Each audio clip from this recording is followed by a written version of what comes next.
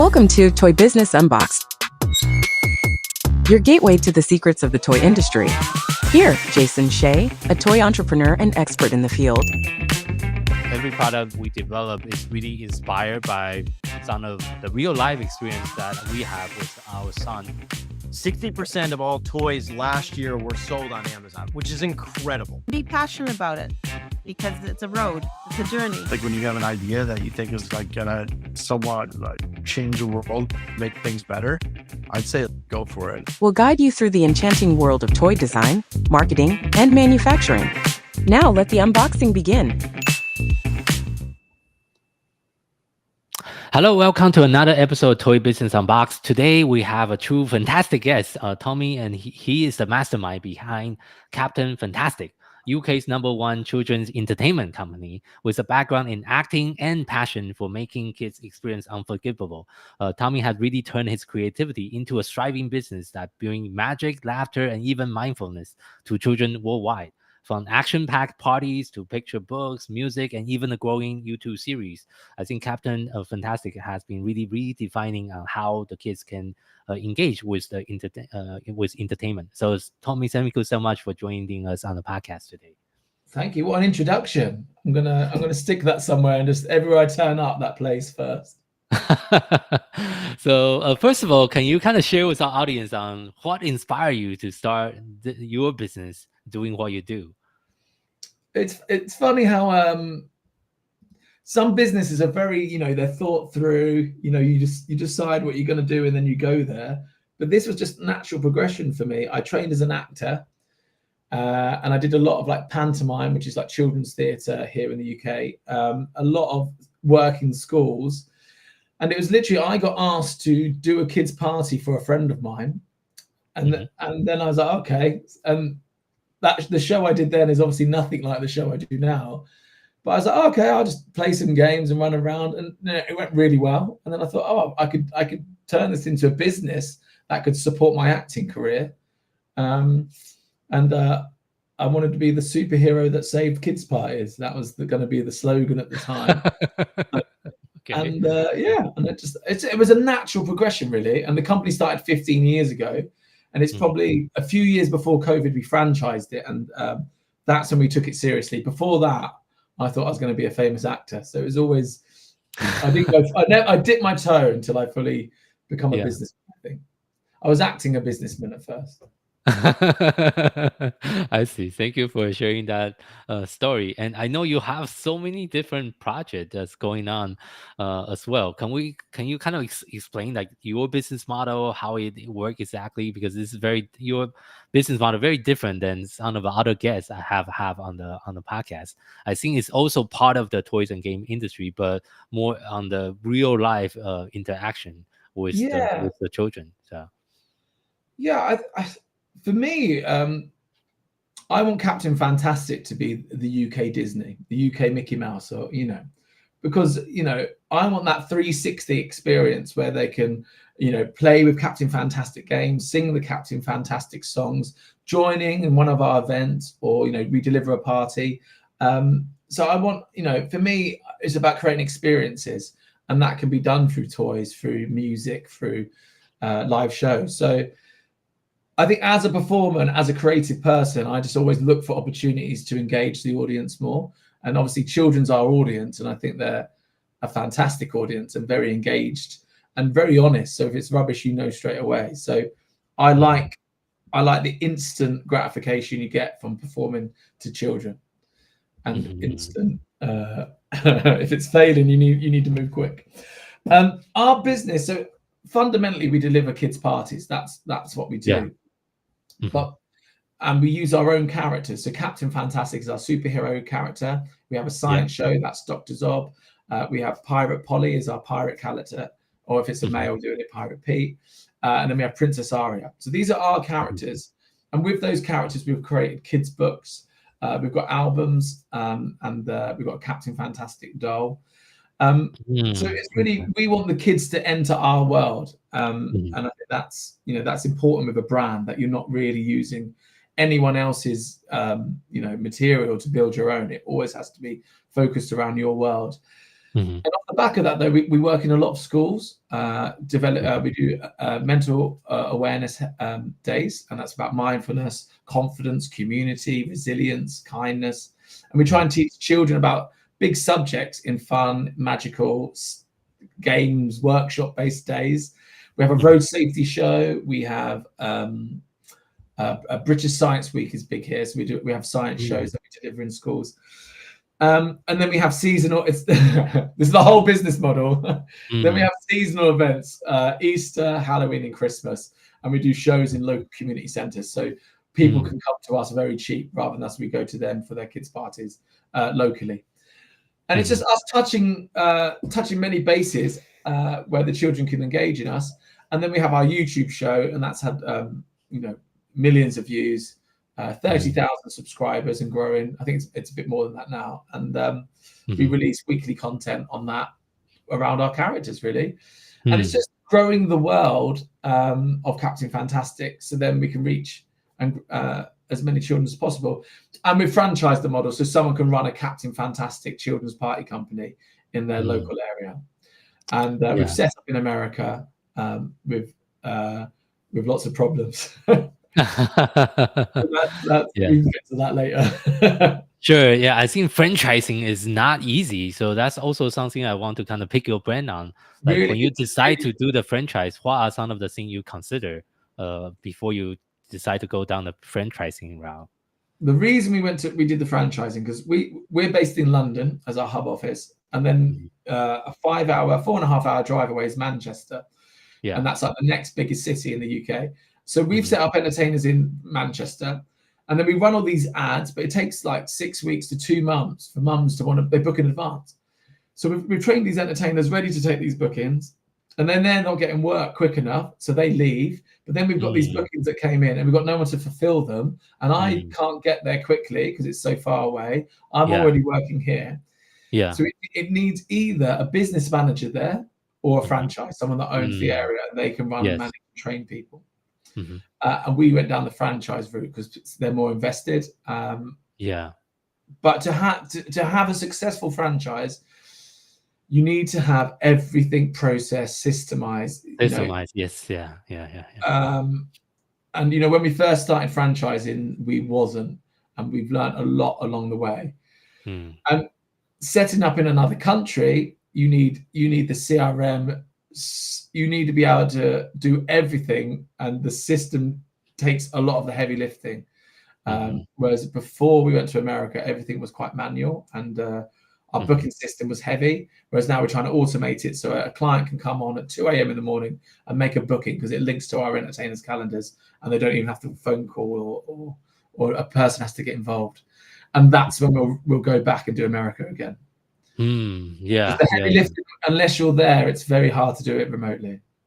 For sure. There's a lot of moving pieces when you are doing in-person events.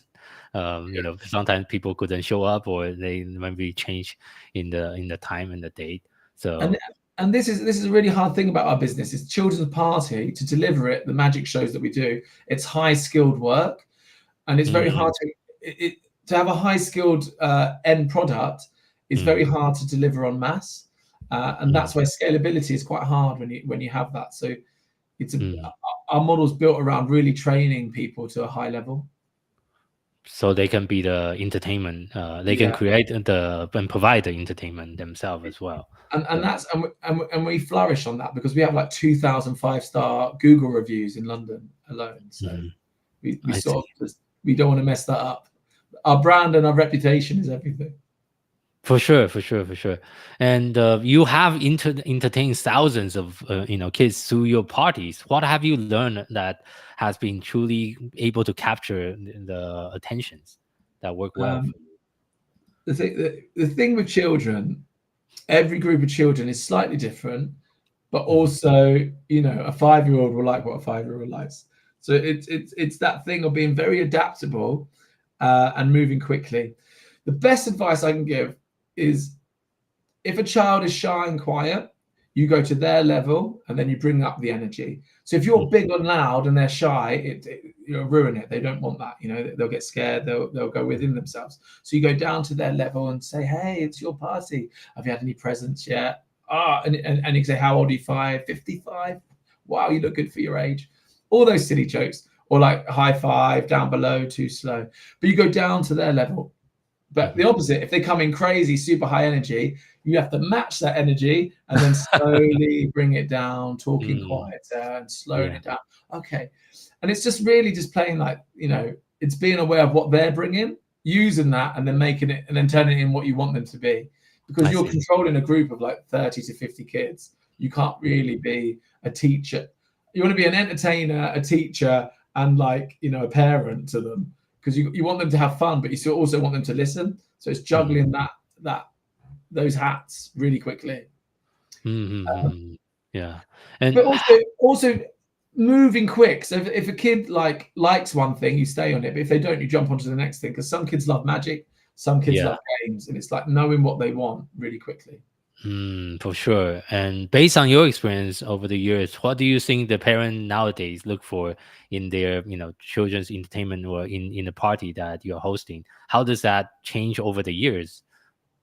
It's going to sound a bit sad, but I think parents now, both parents are working, both parents are very tired. They want it as stress-free as possible.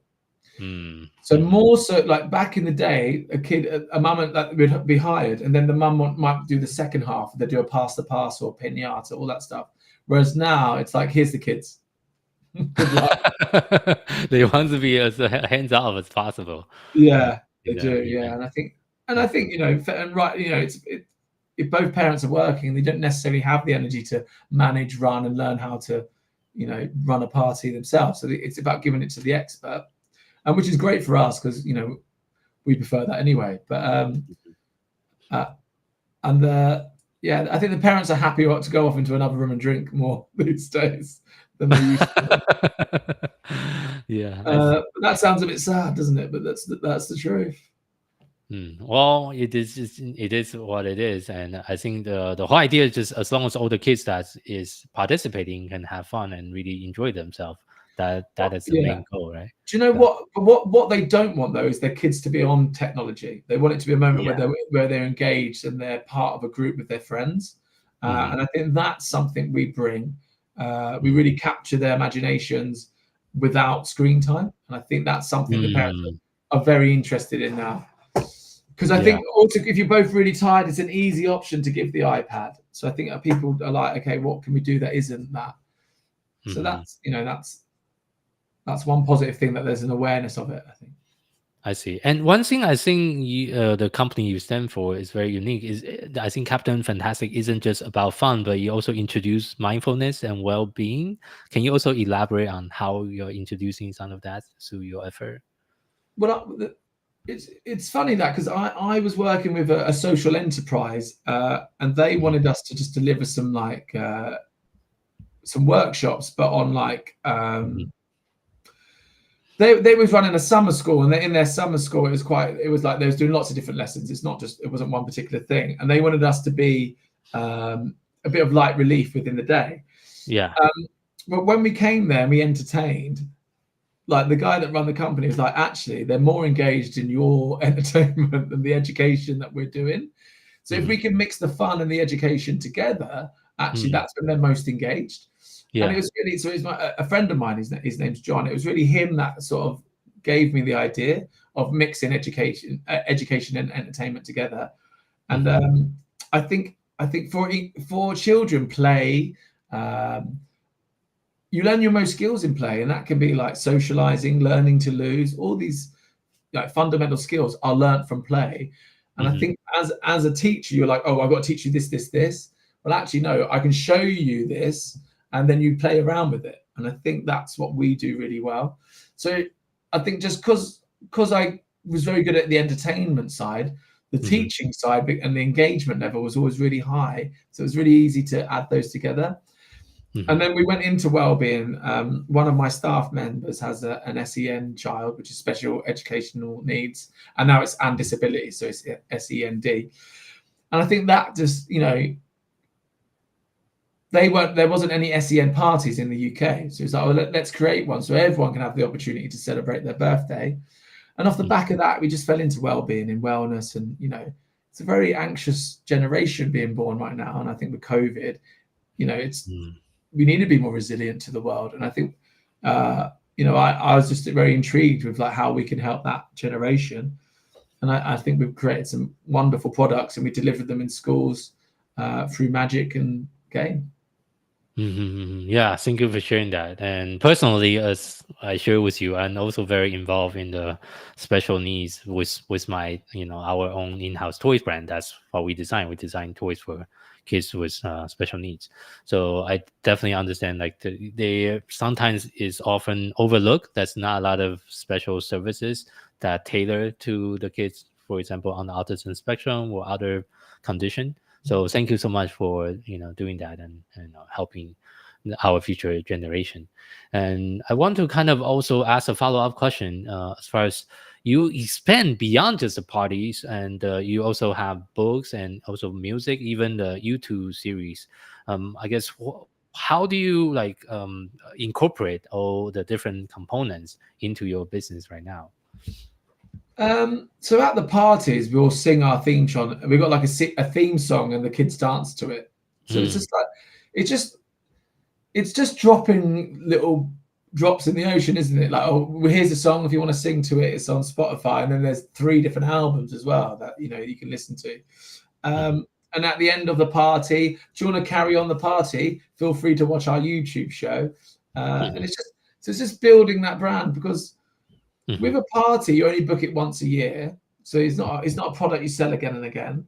And there's only a finite amount of time, like between 1 and 11 years old, will a child have a party, and then they go off and do cinema, bowling, and all that stuff. Yeah. So we just want to be in their mind and them to fall in love with our brand, that they might book a different, like a disco party with us next time, or a challenge party, or a games party, or sports party, etc. So it's just being in the kids' psyche, so they come back to us year after year. And what are the most successful toys? It's the ones where there's a brand involved, like a children's show. Frozen was huge, wasn't it? Elsa toy was massive, and it's because the brand develops the want, and if the want's there, you can sell again and again and again. So that's why we've gone into that world. Yeah, and that's actually my follow-up question. Are you also working on creating your own toy line that go alongside with Captain Fantastic as well? Well, the thing is we've done too many things at once, and I think this is the problem of the creative mind. Like, you always like, let's do this, let's do this. And the thing is, you have to be ready for the next stage. So we had Captain Fantastic dolls before, and they sold okay. They didn't sell great, but they sold okay. Whereas I think actually I'd rather build the big franchise network, sell 100 franchises in the UK, look at doing it into America, and maybe in Dubai or somewhere like that. Hong Kong has anywhere with a big expat population, Australia. Build that network over the next few years, and then really come back to the brand, and then nail the brand. Because the thing is, when you have such a big network, it's very easy to sell toys, to sell stuff. And I think I just done it in the wrong order in some of those things. But then it's chicken and egg, it's one feeds the other, but to how much? Whereas I think we're at such a good point as a brand now that we can sell many franchises, and then selling many franchises means we can go back to the brand. Because I'd love to have a cartoon, Captain Fantastic cartoon, or live action, Netflix, Prime, Disney. I think if we can have a massive network of children's parties, we can really open. We have more say in what we want to develop next. That's true. Yeah, I think right now with the digital landscape, the most valuable asset that we can get is people's attention. That's including the parents' attention and the children's attention. And I think through a lot of your effort, like on your YouTube channel and other content you're creating, essentially we're really trying to gather people's attention, so they would like to learn a little bit more about your brand. And the more of the following you can build on that, I think that will also propel the brand to grow even further. So that's the new currency, isn't it? People's attention. Yeah, I mean, if you look at all the social media companies nowadays, that's essentially what they are selling, right? Yeah. They are selling their users' attention to other advertisers. Yeah, if you don't know what the product is, it's probably you, isn't it? Yes, if you don't know what the product is, you are the product. Especially if you're using Facebook, Instagram, TikTok, that's Yeah. what they are capitalizing right now. So It's so funny because it seems so obvious, like when Facebook first came out, it seemed so obvious that that's probably where it was going. But at the time, no one had a clue. And I just think it's very interesting. Like even people that start something new at the time, they only have a very idea of what it could be. But the natural growth is amazing, really. yeah, and I want to kind of circle back about one thing you mentioned. I think is also very important. Is I know education and entertainment are often seen as two separate things, but something that you did with Captain Fantastic is really trying to merge that together seamlessly. Can you kind of also share some of the strategy that have worked well as far as merging education and entertainment together? When I look back at my childhood, I I don't remember sitting down studying much. But I did obviously, but I remember all the fun memories or with my family or doing something. They're the memories that you cherish and love, and in those memories you do learn things. I think we just have to get that engagement really high and create those memories. And I think, that's where you learn as well, I think. But yeah, like I said earlier, like, we've set up in schools and we've done lots of, I try and teach the subjects that I find really fun. And then because I enjoy them, I can put that passion into it and it makes it more engaging and more entertaining, I guess. I see. It's tricky. I felt like I answered that question earlier, but I don't know. Yeah. You can, I think you mentioned about that earlier as well. So, but I just want to kind of circle back. Yeah. It's just I'm trying to think of another way of looking at it, but I don't know. I think I just think reading a textbook. Oh, go to page 3. It's just so boring. I never. When the teacher is like really excited about it, that was entertaining. Like a really good teacher is entertaining. And I just think that's why we have to put those things together. And many children learn differently. Some people learn by how they listen. Some people learn by doing it, by seeing it. And I think we're trying to create an experience, and that's one way of teaching as well. Yeah, for sure. That was a better summary. I should have gone with that first of all. So, and one thing you also mentioned is you're working on expanding into US right now with your franchise and your business model. Can you kind of share a little bit of what it's going to look like for our audiences in US? What can they expect? And are you how many like a state or city that is currently available in US? So we're in California at the minute, and we've got 4 entertainers there. So it's very small, and it's doing what we do here. But obviously, a lot of their parties are outside, and a lot of our parties are indoors here.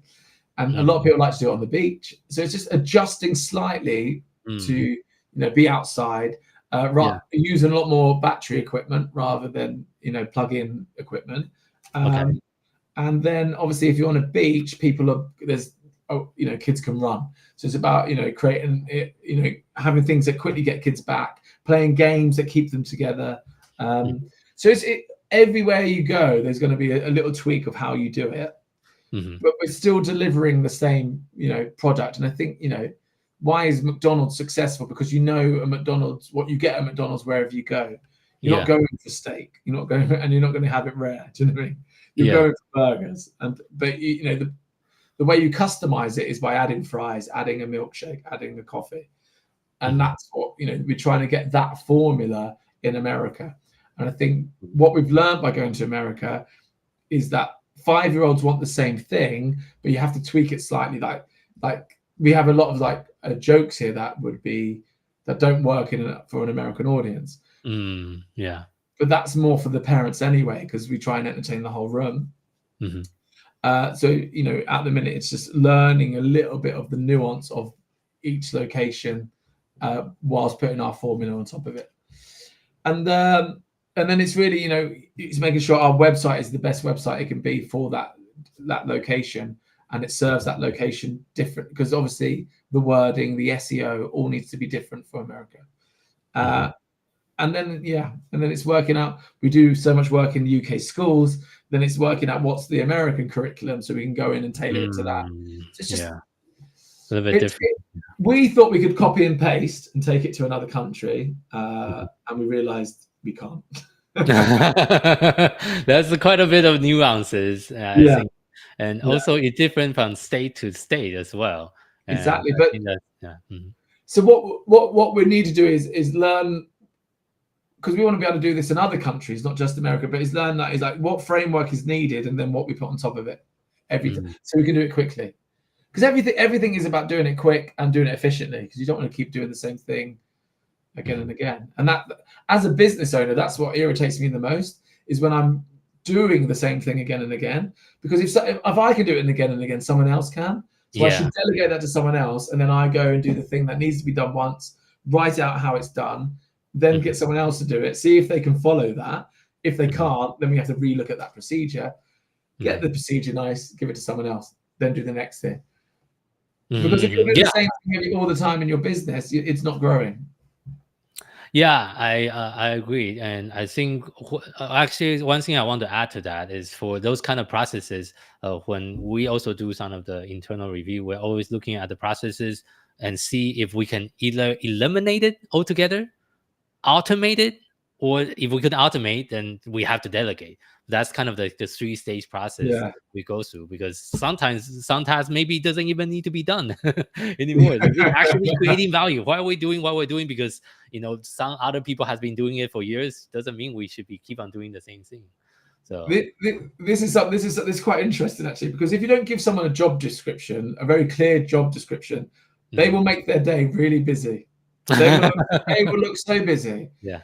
But is it the right busy? Do you know that every hour needs to contribute to growing or generating wealth? And and automation is easier than ever before. I think people, it's actually a lot cheaper now. Before we had to go like customize. It's probably done already. Whatever you want to be done. Yeah, that's a lot more tool on that. I mean, with AIs nowadays, there's definitely a lot more tool to. We're developing an AI. So when you're on one of our franchises, it's their first time they've ever done a booking. The AI will prompt them with what to say, and it will also listen to them. And if they think they need to be a bit more friendlier or speak slower, it will come up and tell them what to do. Oh, nice. That's very helpful. Yeah, it's very much phase 1 in discussion, but it looks positive. But how crazy that's possible? Like, do you know what I mean? Like, a year ago, I never would have even thought that was possible. And in 6 months' time, that probably will be developed. So I think it's just amazing. Yeah, it's definitely evolving, changing really rapidly. And we as business owner, we in the industry, we really need to kind of learn what is going on and really try to adapt and modify our business accordingly. So, and as we're wrapping up today's interview, the final question I want to ask is, what is next for Captain Fantastic? What are some of the new projects that you have on the horizon that you're currently working on? I don't stop. That's maybe next is to have a relax, Like I said, I want global domination on the children's party scene. So I'd love to be able to copy the model and take it to other countries with ease. At the minute, it's too hard. So it's learning how to do that. So that's the immediate future. And then my dream is to have a Netflix, Prime, Disney show that, that is the asset of any entertainment, is a show that people love and know, like, trust. Because then instantly everything else falls into place. If you've got a show and you've got a franchise model, people are just going to buy it because you've got the show. Yeah, that's true. Yeah. And then because you've got that show, you can open up a theme park, you can open up a day nursery, whatever, on that name. The name has just so much power then. Yeah, thank you for sharing that vision with us. So for our listener, where can people find you online? Where's the best place for people to find you? If you write Captain Fantastic Kids on Google, you will come up on YouTube, Instagram, everything. But our UK site is www.captain-fantastic.co.uk. and cfparties.com is the USA site. But we're going to change that. We're changing that. USA needs the magic dust put on it. I see. Well, make It sure was hard. It was harder than we thought, guys. Yeah. But we'll get there. I see. Well, thank you If for it was sharing that. easy, everyone would do it, wouldn't they? For sure. We'll make sure we put that in the show note. And again, for our listeners, thank you for tuning in to this episode of Toy Business Unboxed podcast. We really hope you enjoy the conversation and find it insightful and inspiring. If you like what you have heard, be sure to subscribe to our podcast on your favorite platform so you never miss an episode. We really appreciate your support and we'd love it if you can leave us a review and share the podcast with your friend and colleague. For more resource tips and the latest update in the toys and game industry, visit our website at toy-launch.com. Join the conversation and connect with us on social media using hashtag Toy Business Unboxed. We'd love to hear your feedback and suggestion for future episode. Until next time, keep innovating, keep creating, keep bringing joy to toys. This is Jason Shea signing off on the Toy Business Unboxed podcast, and we'll see you in the next episode. Thank you so much, everyone.